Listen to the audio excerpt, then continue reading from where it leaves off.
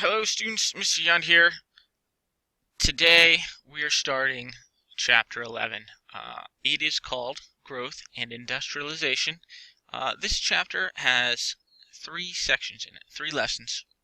The first one is about the growing economy, the second one, moving west, and the third one is more unity and sectionalism.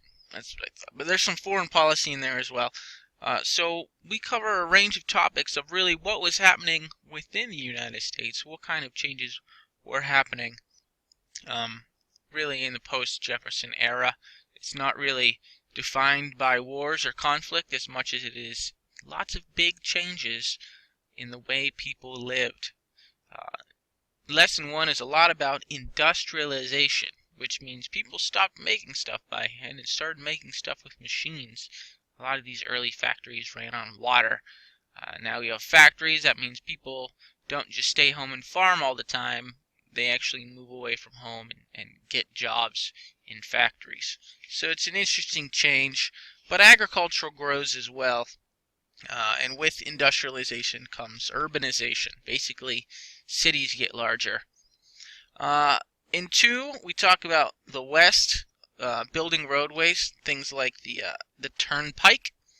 We learn about the invention of turnpikes. We all know about the Pennsylvania Turnpike. Why were they called turnpikes? Something we'll learn. We actually talk about Daniel Boone as well, sort of an American hero.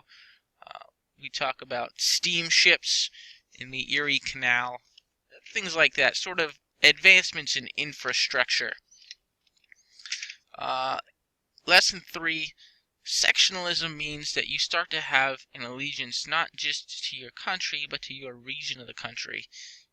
A big part of this would be, at that time in history, I'm a northerner, I'm a southerner, I'm a westerner, is what we get, and so how that sort of affects politics. There's a second national bank that gets formed, some things about the Supreme Court, the Missouri, and the Missouri Compromise. Basically, it's like, oh, do we let it be a slave state or not a slave state? And then you have some foreign affairs like trade with Britain, things like that.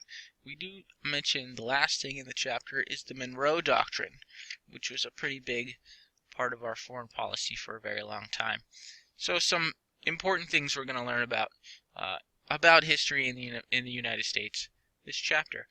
Go ahead, move on, take a look at the vocab, then do the vocab quiz, and then today we also have a team business assignment. So go ahead and knock that out too.